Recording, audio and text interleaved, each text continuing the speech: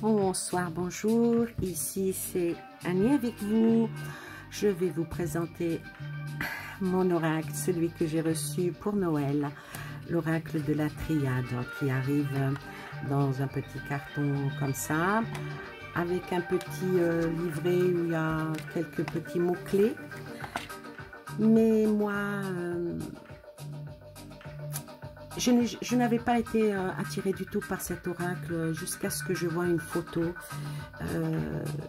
qui m'a été envoyée.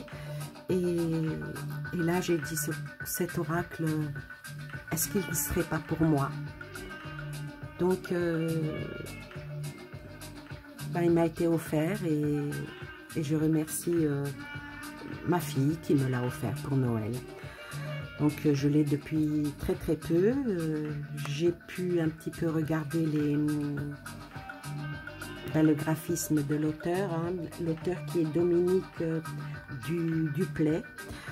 Dominique Duplay met dans ce jeu une petite carte, celle-ci un avertissement. Ce n'est pas anodin, il n'a pas mis une carte pour mettre une carte. Il a mis cette carte parce qu'il a créé son jeu en 1990. Ce n'est pas un jeu qui vient des années 1800, non, c'est bien lui qui a créé ce jeu en étant très jeune. Il a eu beaucoup de mal à l'éditer. C'est son bébé, il a fait les cartes par carte. Il s'est inspiré de pas mal de thèmes. Donc il a fait son jeu en y entrant l'alchimie, la numérologie. Il a fait son jeu en s'inspirant des religions, en s'inspirant de pas mal de choses.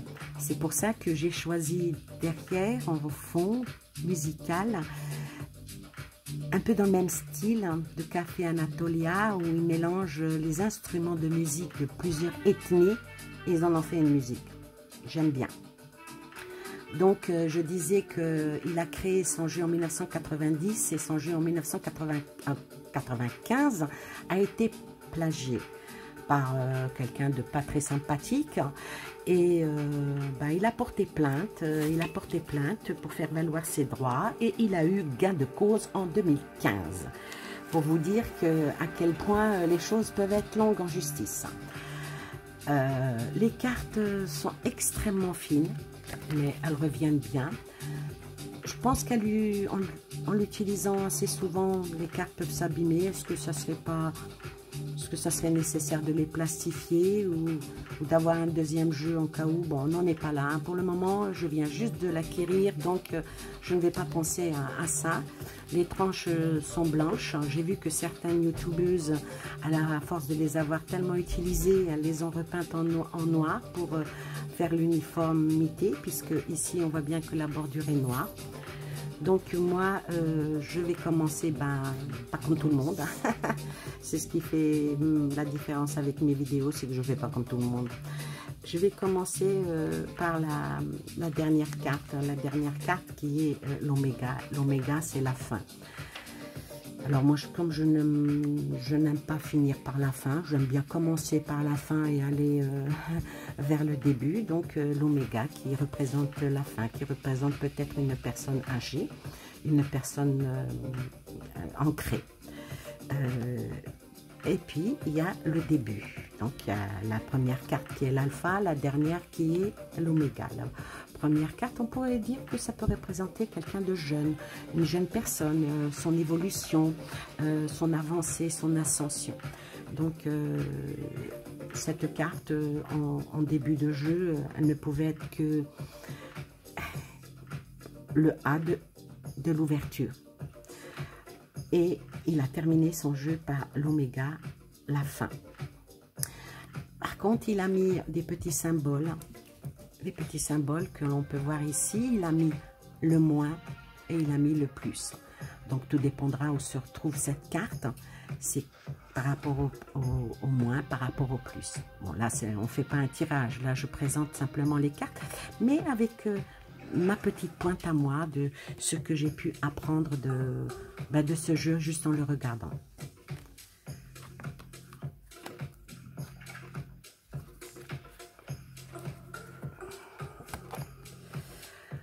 La deuxième carte, c'est l'isolement. L'isolement, elle peut représenter, pour moi, je dis bien pour moi, je pense que chaque oracle a sa propre âme, a ses propres mots, et chaque personne qui utilise l'oracle peut l'utiliser avec ses propres ressentis, sans rentrer dans l'imaginaire farfelu, bien entendu. Hein. Et il y a aussi une chose, je ne pense pas que ce jeu puisse se lire à l'envers, hein, parce que je ne pense pas qu'il s'y prête. Sinon, il aurait mis cette étoile, il l'aurait mise ici aussi. Bon, pour moi, ça ne s'apprête pas à être lu à l'envers. Maintenant, chacun fait comme il veut. Hein. Je disais donc que cette carte-là, ben, ça représentait l'isolement, ça représentait un retrait, ça représentait peut-être aussi... il y a peut-être le confinement, hein, peut-être si ça sort dans un jeu ou au tir par rapport au monde ou à la France ou à l'état dans lequel on est maintenant, ça peut représenter l'isolement. L'isolement, ben, une cage, l'enfermement, voilà. Alors, Delta. Delta, ici, il lui a donné le numéro 3, alors que, en fin de compte, Delta, c'est la 4e lettre de l'alphabet grec. Et cette carte, ben, elle veut dire, pour moi, hein, c'est de la différence, peut-être s'ouvrir à un changement vers une ascension qui emmène vers le sommet. Ça peut aussi appeler à la vigilance, hein, l'appeler à être observateur.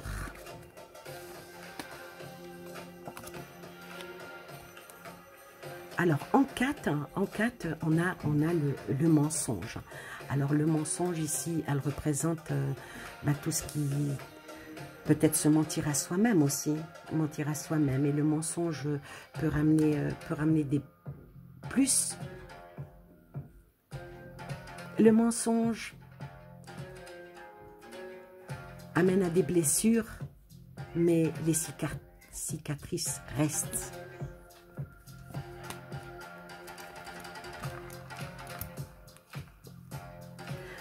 En 5e carte, c'est l'eau. L'eau, ça représente le féminin, ça représente l'équilibre. Pour moi, ça peut représenter aussi la vie, parce que la vie, c'est l'eau. Ça peut représenter aussi le fait de s'ancrer. Ça peut aussi représenter un voyage, tout simplement. Alors, en 6, les racines. Alors, moi, cette carte-là, les racines, comme vous pouvez le constater, pour ceux qui l'ont, hein, peut-être que quand on voit dans les tirages, malheureusement, on la voit de loin, on ne peut pas très bien distinguer. Mais moi, je vais vous la mettre en gros plan. Vous pouvez distinguer ici, il y a des numéros 1, 2, 3, 4, 5, 6, 7, 8, 9 et 10. Et il y a des mots qui sont dits. Alors, ces mots-là, il y en a beaucoup qui prennent racine. C'est l'arbre de vie. L'arbre de vie dans la Kabbale. Hein. La loi orale et secrète. Hein.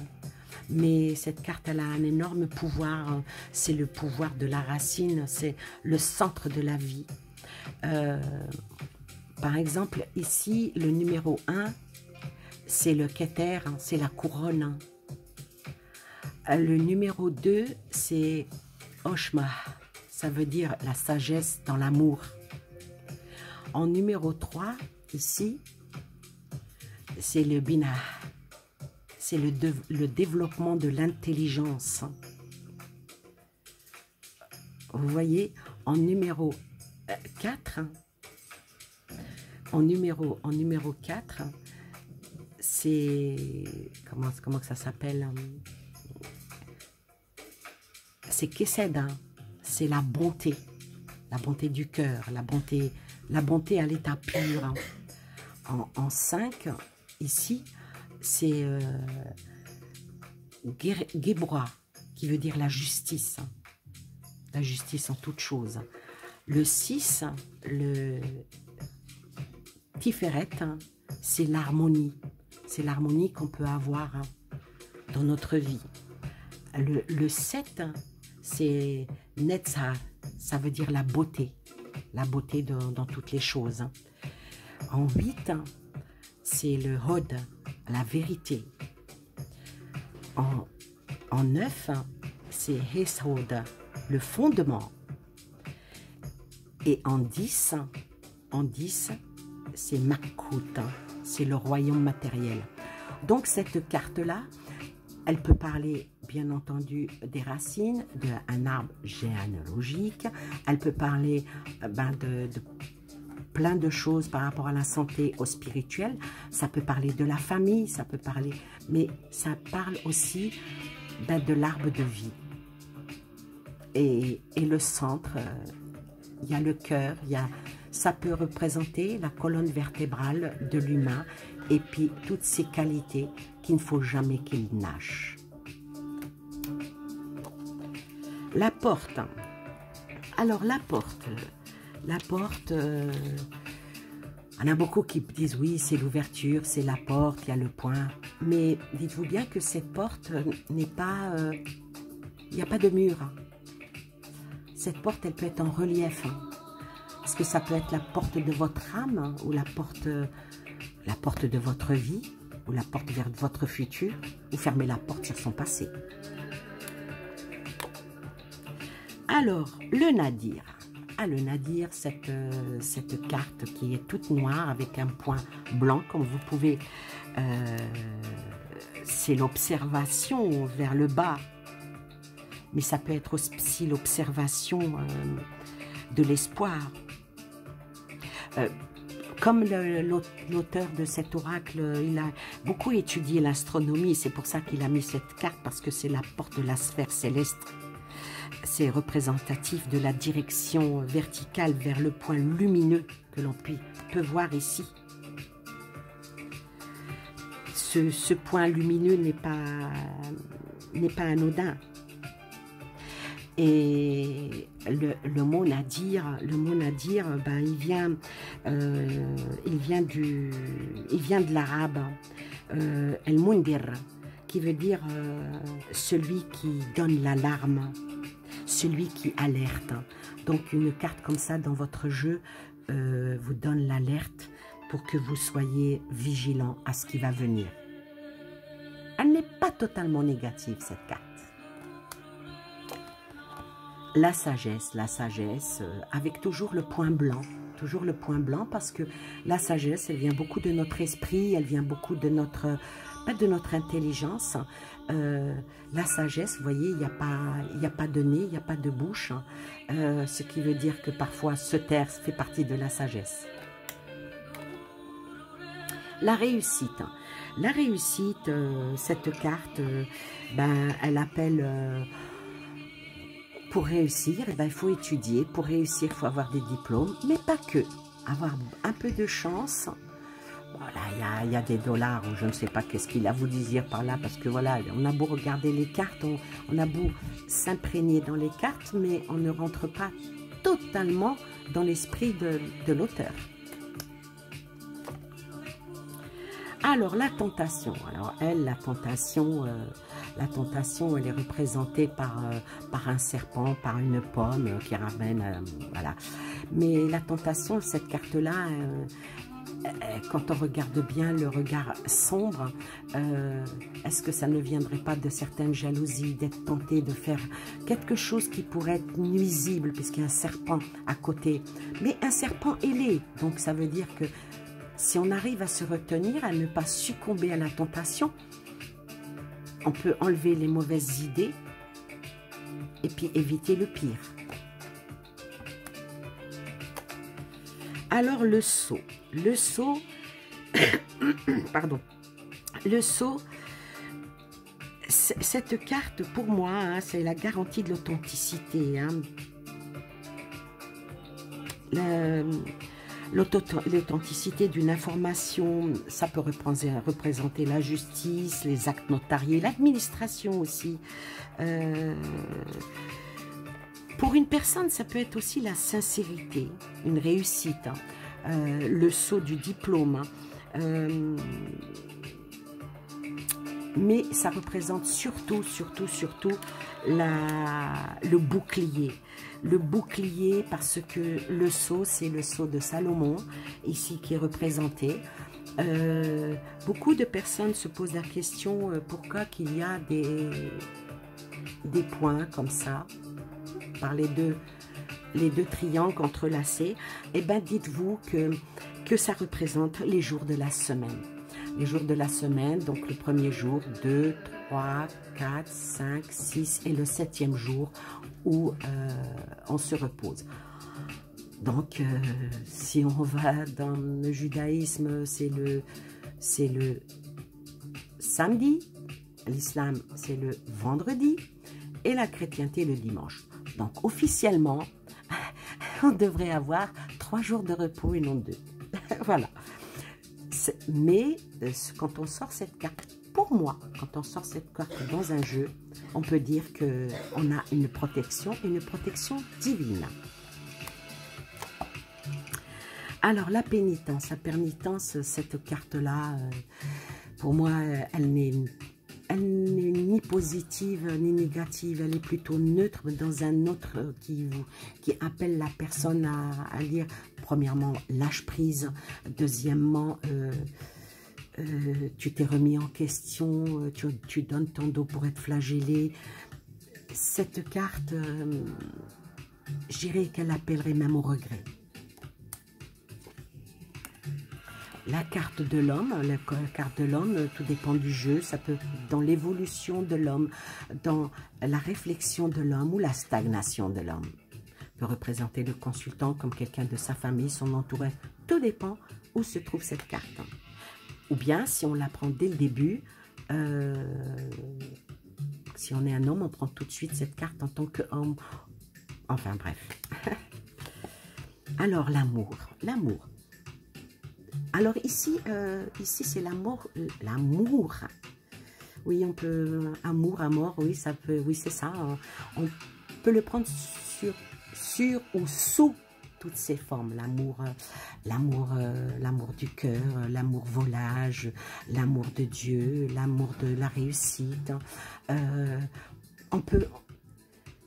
Cette carte amène soit vers l'amour, soit à réfléchir à son amour. Alors la mutation, là, cette carte, la mutation, quand on la regarde comme ça, cette spirale, elle donne à réfléchir, mais vraiment à réfléchir. Parce que on voit ici, il y a un point noir, hein, la carte est blanche, il y a un point noir. Donc un point noir qui emmène, c'est vraiment une spirale, hein, la mutation.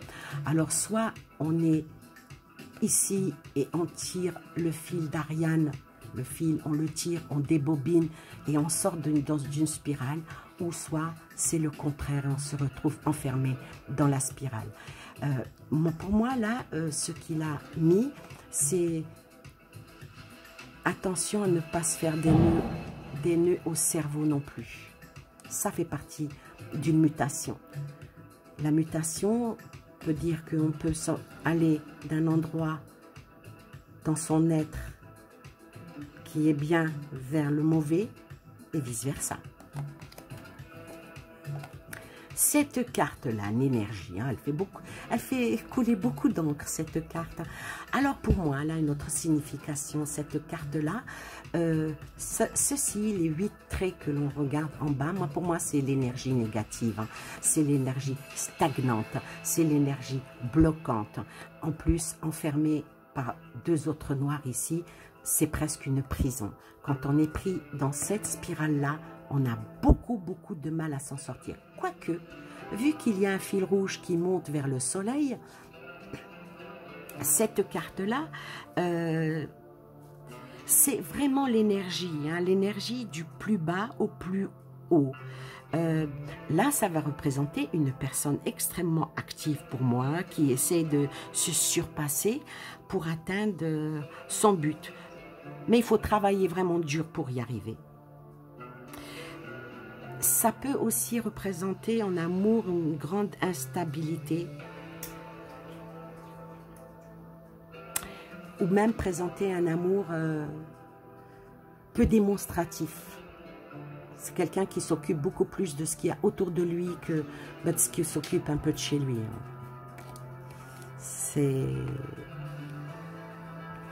Ça va vers la médisance là, mais bon, on va pas y aller. On va pas aller dans ce sens-là. Alors, la science proprement dit, comme monsieur Dominique Duplat, lui, ben, il a étudié la philosophie, l'astronomie, l'alchimie. Il n'a pas pu ne pas mettre cette carte. Il n'aurait pas mis cette carte-là, ça ne l'aurait pas représenté.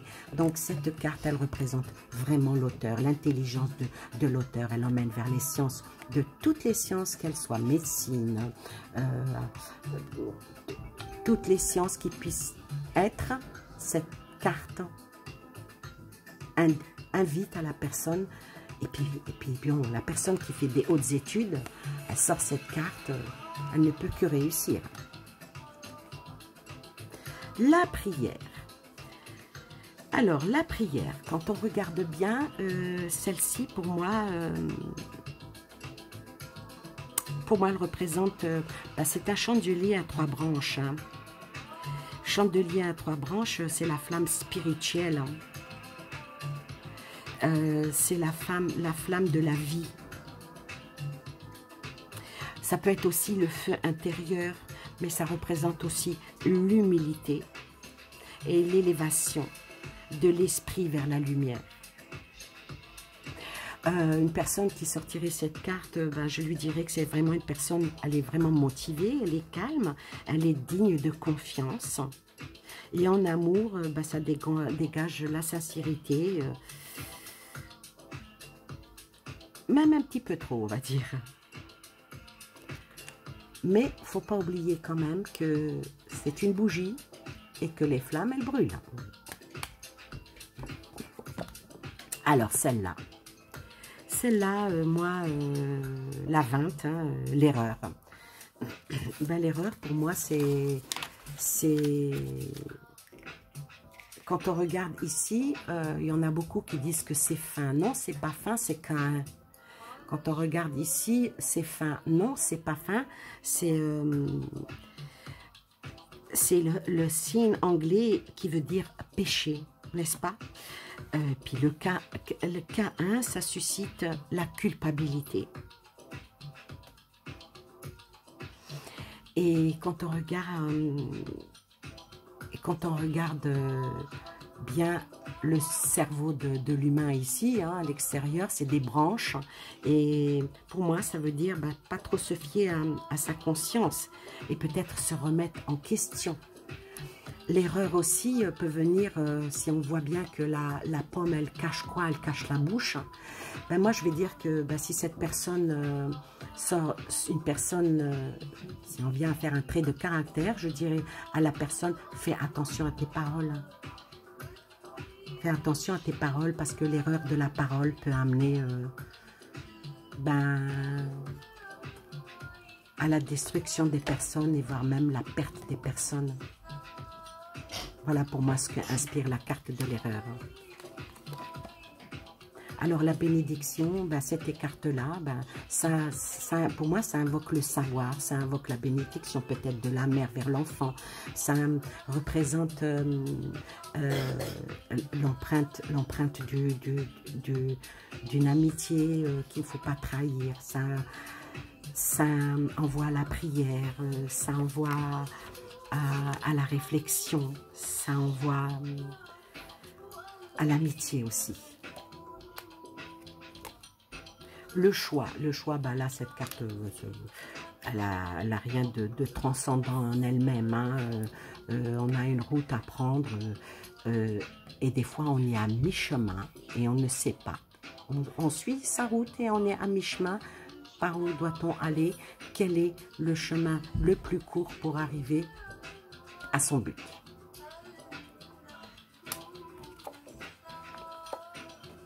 La paix. La paix, c'est une carte qui, en principe, elle est très, très bénéfique, elle est très belle, elle est très... mais voilà, elle n'est pas neutre. Hein. elle a quand même ce petit rectangle qui te dit, ben, faut peut-être faire la paix dans ton esprit, la paix autour de soi, parfois on l'écrit, la paix autour de soi, il faut peut-être aller le chercher, chercher cette paix. La richesse, c'est la corne d'abondance qui commence petit, qui peut finir grand. Mais il faut quand même travailler, il faut quand même rester droit. La richesse n'est pas que les deniers, n'est pas que l'argent, n'est pas que l'euro, n'est pas que le dollar. La richesse aussi peut être la richesse de l'esprit, la richesse du cœur et la richesse par les paroles douces et surtout rester cohérent et rester honnête. Voilà qu'est-ce que c'est d'être une personne avec une grande richesse, pour moi. La femme, c'est exactement la même chose que celle de l'homme. Hein. Sa stabilité, son évolution, son mental. Bon, la femme, il y a beaucoup de choses à dire et tout dépend des cartes qui sont à côté. Ce qui est extraordinaire, c'est que quand on prend la carte de la femme et la carte de l'homme, ça fait un visage en entier. Donc, ça peut représenter le couple. Alors, les épreuves. Alors, les épreuves, ça, c'est une carte qui aussi, quand je vois comment certaines personnes peuvent l'interpréter, pour moi, je crois que l'auteur a fait 3 dessins différents et ce n'est pas anodin. Est-ce que ici, dans le labyrinthe où c'est écrit, où c'est flou, est-ce que c'est juste un moment où, de courte épreuve, peut-être une courte épreuve. Là, il faudrait sortir une carte et poser la question vers lesquelles épreuves on est envoyé. Est-ce que c'est un labyrinthe où on va trouver... Dans celui-là, le labyrinthe, c'est une fermeture totale. Quand on est là, c'est une fermeture totale. Pour moi, quand on est dans celle-ci, il y a le labyrinthe. On peut suivre et puis sortir. Ça va être long, mais on peut sortir. Mais ici, là... les épreuves ici, ça peut être les épreuves par rapport à un accident, par rapport à une maladie, par rapport à un deuil, par rapport aux personnes qui nous en veulent. Il y a des censures.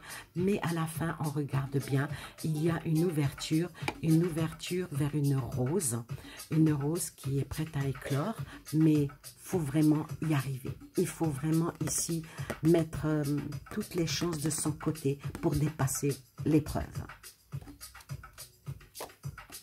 Le doute. Alors, cette carte-là, c'est la personne qui sort cette carte. Soit elle doute de tout, soit elle a un doute, soit c'est une personne qui est tellement suspicieuse qu'elle voit le mal partout, quoi. Le doute la bouffe, la tue. Parce qu'il y a ici des petits serpentins, là, qui emmènent vraiment... trop de doutes tue l'esprit. Alors, celle-ci. Alors, la 28. Alors, la 28, bien sûr, hein, l'auteur, il a été dans le grec, il a été dans le latin, il a été...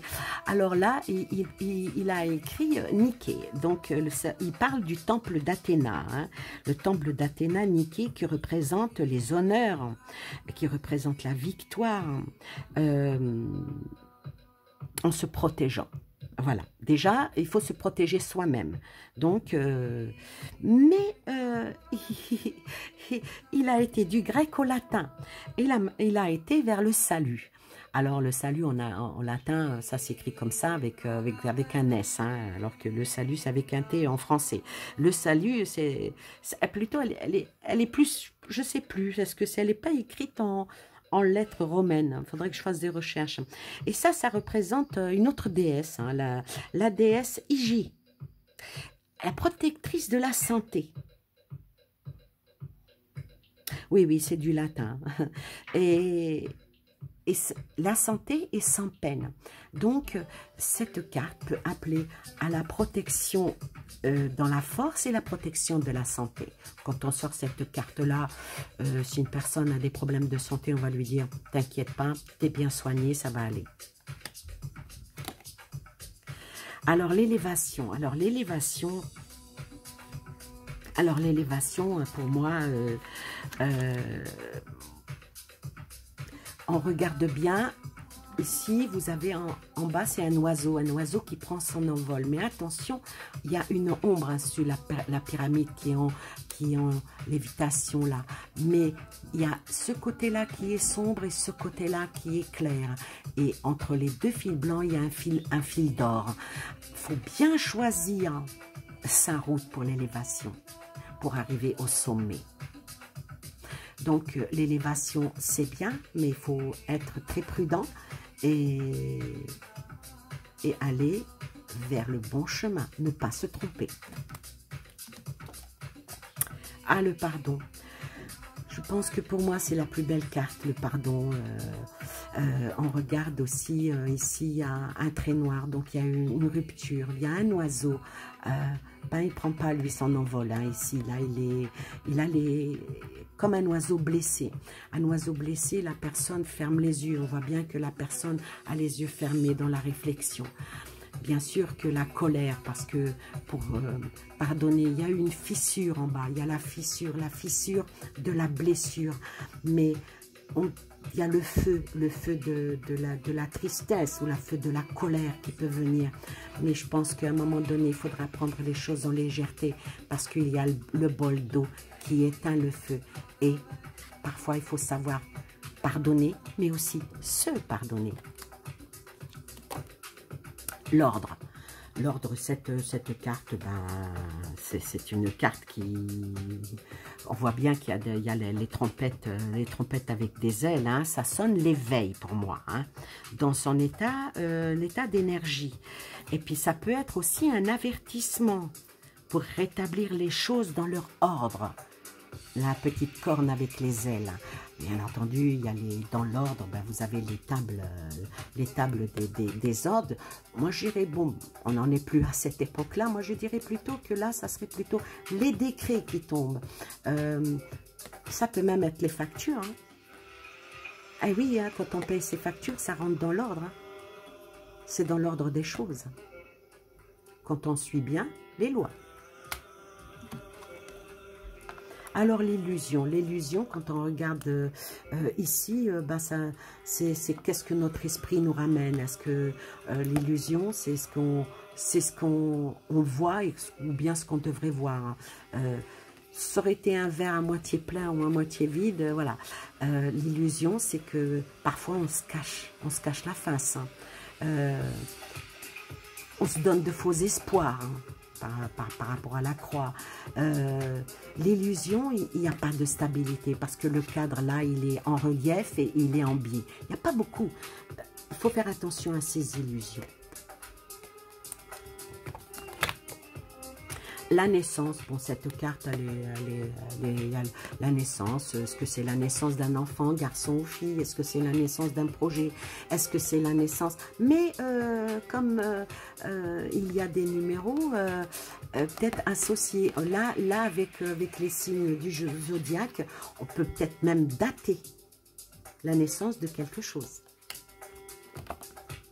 Alors, l'initiation. Alors, l'initiation... cette carte pour moi elle m'a donné bien du fil à retordre pour bien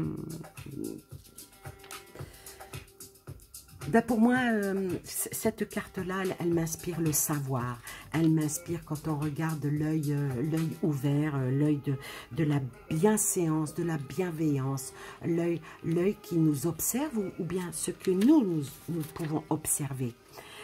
Pour moi, cette carte, elle incite à l'apprentissage, à la lecture et à la diversité. Alors, la nécessité. Alors, la nécessité ici, les mots-clés qui sont, c'est pour ça que je la mets vraiment en grand, hein, le mot-clé là de Cloto, ce n'est pas anodin.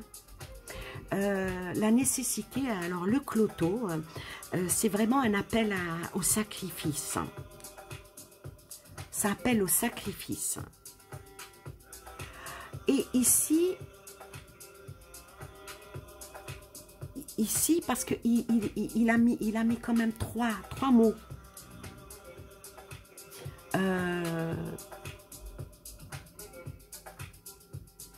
L'ascésis, là, qu'on voit ici, là,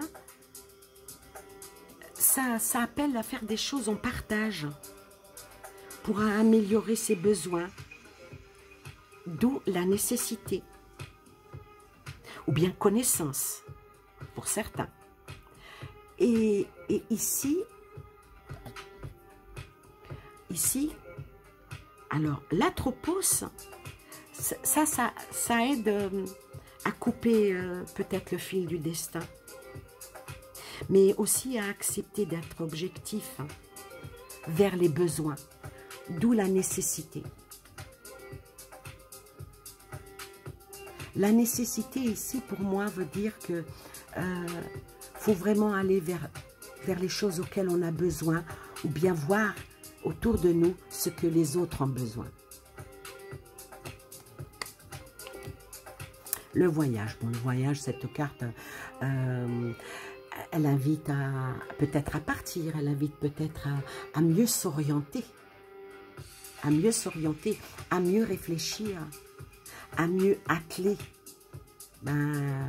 J'aurais dit son cheval ou sa voile. Ah oui, si tu mets pas de l'essence dans ta voiture, elle risque pas de rouler, quoi. Et puis le voyage, dans le voyage, il faut être quand même vigilant. On peut faire un bon ou un mauvais voyage. Cette carte, elle n'est pas facile. Hein.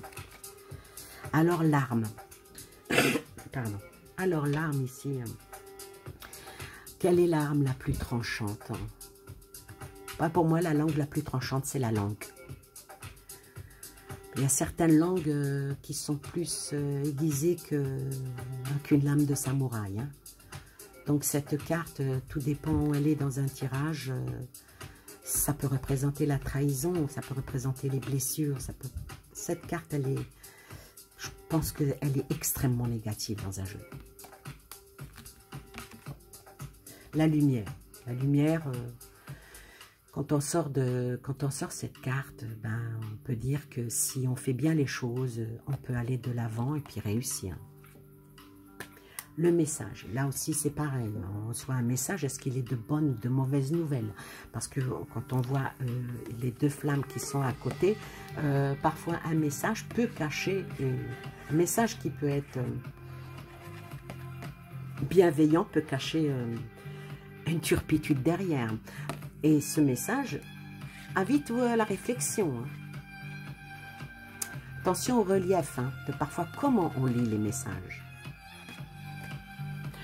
Et puis il y a l'œil, il faut rester toujours vigilant quand on lit un message. Alors le malheur ici, cette carte, oui, elle veut dire ce qu'elle veut dire. Hein. Elle veut dire que par certaines, quand on sort cette carte-là et cette carte-là, je dirais, suite à un message, la blessure est tellement profonde que ça a fait une fissure. Hein. Ça fait une énorme fissure et la personne, par rapport à ce message-là, par rapport à ce qu'elle a lu, ou est-ce qu'on lui a dit, elle en est extrêmement malheureuse. Hein. Ça, c'est une façon de voir dans un tirage, mais il y a aussi autre chose. La personne, elle est tellement abattue sur elle-même, elle s'est tellement peut-être détournée du droit chemin que ça incombe sa personne, son être ou son cœur. Ou bien... vu ce qui vient par ici, on veut dire ça peut être un retour de bâton. Elle a fait tellement de mal qu'elle reçoit un petit peu la monnaie de sa pièce. Hein. Elle est très... Celle-ci, moi, je la considère pas comme une carte négative. Hein. Je la considère comme une carte neutre à approfondir. Alors, l'équité. Notre très chère équité. Alors, notre très chère équité, elle, c'est une carte qui est... extrêmement belle, elle est extrêmement belle.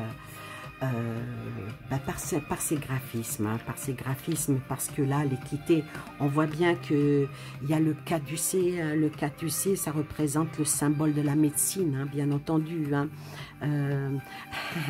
Bien, il n'a pas fait les choses dans la dentelle. Hein, il représente bien le dieu Hermès grec, hein, ici, hein, par rapport à ce qu'il y a ici. Hein. Je dirais aussi, elle peut représenter aussi une belle vie. Une belle vie qui, je ne sais pas comment expliquer, hein, qui tient au tempérament, à des forces opposées. À des forces opposées ici, le serpent tue, la médecine guérit. Donc, 2 points, 2 mesures. Mais l'équité, il y a le yin et le yang. Dans le noir, il y a un point blanc et dans le blanc, il y a un point noir. Donc, jamais rien ne peut être tout blanc, jamais rien ne peut être tout noir. Avec les ailes de la légèreté. Donc, parfois, si on prend les choses avec légèreté, pour un envol dans la compréhension, on peut atteindre la petite étoile pour trouver l'équité. Le désert. Alors celle-là, quand j'entends certains dire oui, c'est la traversée de désert, il n'y a rien du tout. Non, le désert, il y a tout justement dans le désert. Il y a le sable qui peut être piquant, il y a le vent qui peut être blessant, il y a le soleil qui peut être brûlant. Et quand la nuit tombe sur le désert, il fait extrêmement froid. Donc pour moi, cette carte-là, le désert, c'est une remise en question, que la personne se remette vraiment en question sur toutes ses formes. Justement pour enlever toutes les choses qui paraissent, il n'y a rien. En fin de compte, il y a beaucoup de choses. Il y a beaucoup de choses dans le désert. Et puis peut-être c'est sa propre traversée du désert. Ça représente plus un état d'esprit, hein, qu'un état de... Un état dans l'actuel ou le concret. Moi, le désert, je la mettrai par l'état d'esprit. C'est la manière dont je vois les cartes. Hein. La clé. Alors, la clé... non, ce n'est pas la clé de l'ouverture. C'est la clé de Ankh. La clé de Ankh, c'est la clé égyptienne. Hein, pour tous ceux qui aiment bien tout ce qui est égyptien et tout ça, la clé de Ankh, c'est plutôt la croix de Ankh et non pas la clé. Ben ça sert à la réflexion. Hein. Et puis, elle attire cette clé, elle invite à se canaliser et aller vers la croix de vie. Ça peut aider aussi à la créativité, à découvrir ce qui est caché. Cette clé, qui est plutôt une croix, je dirais que c'est plutôt une énergie précieuse pour notre existence de vitalité et de bonne humeur. Pour moi, ça représente la croix de la vie, où on accepte la clé pour le début, vers la lumière, ou peut-être même vers une fin.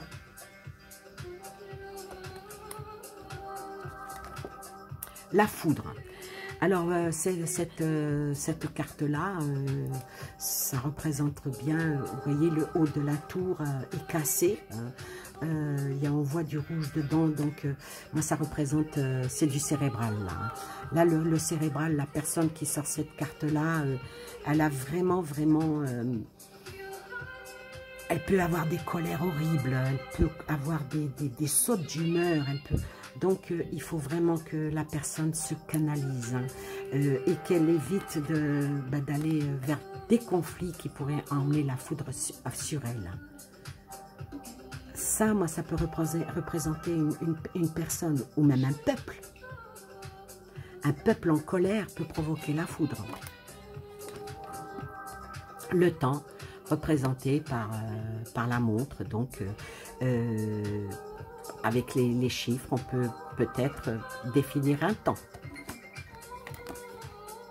Le sacrifice, elle, ben, elle emmène cette carte en disant que oui, des fois on est blessé, ce qui provoque faire des sacrifices. Des fois c'est énormément dur de faire des sacrifices parce que qui dit sacrifice dit blessure. Cette carte-là, elle est vraiment négative pour moi. L'éternité, c'est vraiment, c'est le 8 de l'infini. Hein. L'éternité, c'est l'évolution, quelque chose qui arrive, quelque chose qui est en éruption, pour ne pas dire un autre mot, mais ça emmène toujours vers quelque chose de bénéfique. Pour moi, cette carte-là, elle est extrêmement positive. Hein. Alors l'âme, on est dans le noir, on est dans un point, dans son trait, mais on prendra un jour son envol par cette carte, on ira vers le meilleur, ou bien ça peut indiquer tout simplement le départ de quelqu'un, vers autre chose ou vers la mort, parce qu'on meurt tous un jour. Cette carte-là, pour moi, c'est la pire de toutes. Vraiment, celle-ci, à l'envers, il l'a bien mis à l'envers, mais ça ne se lit pas à l'envers. Hein. On peut lire ce qu'il a marqué. Hein. Cette carte-là, si on la sort, bah, faut faire attention. Il faut faire attention aux ennemis, il faut faire attention aux turpitudes, il faut faire attention aux embûches, il faut faire attention. Si on sort cette carte-là pour une affaire qu'on veut conclure, c'est niette. Hein. Oublie. Ça, c'est... Oublie ad vitam aeternam, passe à autre chose. Moi, je n'aime pas cette carte. Mais bon, il en faut aussi. Alors, le papyrus, hein, c'est l'évolution, c'est voguer de... Cette carte-là, elle est très jolie, elle est très belle. Elle inspire à la légèreté, elle inspire à la lumière, elle inspire au diplôme, elle inspire à l'avancement, elle inspire au voyage, elle inspire à plein de choses. Elle inspire à la vie, tout simplement. Le retour ici, quand on voit le serpent qui se mord la queue, est-ce que c'est pas un retour vers le négatif ou est-ce que c'est... En tout cas, il y a quelque chose qui revient vers nous. Ou bien, ça dépend, peut-être un retour de courrier qu'on attend avec impatience parce que on attend pour une signature, pour un contrat, pour signer chez le notaire, il y a le retour. Voilà. Elle peut être aussi, elle est neutre, positive que négative. Le silence. Alors là, voilà. Le silence, cette carte, elle indique bien ce qu'elle veut dire. S'il te plaît, tais-toi. C'est ce que vous devez penser de moi, tais-toi. Non, je ne me tairai pas, je continue. Le silence, il faut faire attention aux paroles qui peuvent s'envoler et qui peuvent faire du mal dans l'esprit. Attention aux paroles. Mais le silence, la lumière surgit parfois du silence. Ou ça peut inviter à la personne à sortir de son silence. Parce qu'on voit qu'il y a comme des genres de notes de musique. Donc des fois, oui, il faut parler. Mais parler à bon escient. Alors la méditation, celle-là, je ne vais pas rentrer dans les détails, elle invite au spirituel, elle invite à la spasmodie, hein, parce que certains prix font de la spasmodie, ça existe, et quand on voit le cercle bleu, donc quand la personne spasmodie, ça traverse le cercle et ça s'en va vers l'éternel, ça s'en va vers le plus haut. Donc méditer peut amener à la prière peut amener à des invocations, les invocations peuvent être agréé, exaucé par le Amen, le M. C'est comme ça que je l'interprète, mais je voudrais bien voir comment que lui, il interprète, l'auteur. La mort. Alors la mort, là, ça représente la mort de quelque chose. Alors, ça peut être une petite mort, comme ça peut être une grande mort. Il vaut mieux aller descendre que de monter. Donc, est-ce que ça va vers une évolution à la fin de quelque chose ou le début de la fin de quelque chose ou la fin de soi? Ça peut appeler aussi à la mort de quelqu'un, de notre entourage ou de notre propre mort. Mais bon, en principe, on ne peut pas prédire ce genre de choses parce que notre heure de vie est écrite et notre heure de mort est aussi écrite. La fusion, ça amène à les pactes, ça amène aux signatures, ça amène au mariage, ça amène la fusion. Mais attention, ça peut être aussi une mauvaise fusion. Ça représente aussi, ça peut représenter certaines maladies. Attention. Et puis, la dernière, puisque j'ai commencé par la dernière et je ne voulais pas finir avec l'oméga parce que je trouvais que finir sur une touche tristounette, c'était pas moi. Donc j'ai préféré finir avec celle-ci qui est le frère, celle-ci qui nous montre peut-être notre frère jumeau, peut-être notre frère d'âme, notre frère de sang, peut-être nous-mêmes, notre reflet dans le miroir. Des fois, il faut bien se centrer pour voir notre nous intérieur, notre cœur. Les deux cartes, les deux sont identiques. Donc, trouver son frère jumeau en lui-même et dire toi tu es mon frère jumeau mais tu as ton côté maléfique, moi je suis ton frère jumeau et j'ai le côté bénéfique. Alors on va se stabiliser, pour vivre en bonne harmonie. Donc essayez de vivre en bonne harmonie avec vous-même ou en bonne harmonie avec les autres parce que toute chose se rejoint. Voilà, je vous remercie d'avoir écouté cette vidéo. J'espère que cette vidéo-là, bon, elle est un petit peu longue, hein, ça je le reconnais, mais pour d'un si bel oracle, de si belles cartes, où les graphismes, même s'ils sont un peu simples, sont très complexes. Il y a beaucoup d'autres choses que j'ai vues par rapport à... que je n'ai pas envie d'en parler, pas comme ça, du moins pas comme ça. Peut-être que je ferai un tirage, en tout cas je ferai des tirages à mes amis avec cet oracle, parce qu'il est très beau. Juste une dernière chose, je crois que j'ai mis les deux autres cartes dedans, ouais, ces deux-là, je les enlève. Si l'oracle pouvait me dire comment il a l'intention à l'avenir de me répondre, ça c'est important. Comment les oracles ont l'intention de nous répondre, ils me répondraient comment?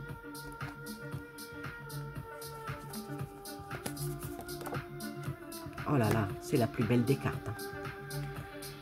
Voilà, mon oracle, il me dit qu'il me répondra avec sagesse, qu'il me répondra avec justesse, qu'il me répondra pour une bonne guidance quand je la ferai aux autres, qu'il me répondra avec une stabilité extraordinaire. J'ai tiré la carte devant vous, hein, j'ai pas triché. Hein. Je ne pouvais pas mieux tomber. Hein. Je suis extrêmement contente d'avoir sorti cette carte parce que cet oracle me répondra avec le sceau de la vérité. Je vous embrasse très fort. Je vous souhaite de très très belles fêtes de fin d'année. Plein de belles choses à vous et aux vôtres. Prenez soin de vous et de ceux que vous aimez. Je vous fais de gros bisous maternels pour beaucoup d'entre vous, amical et pour d'autres personnes avec amour. Bye bye.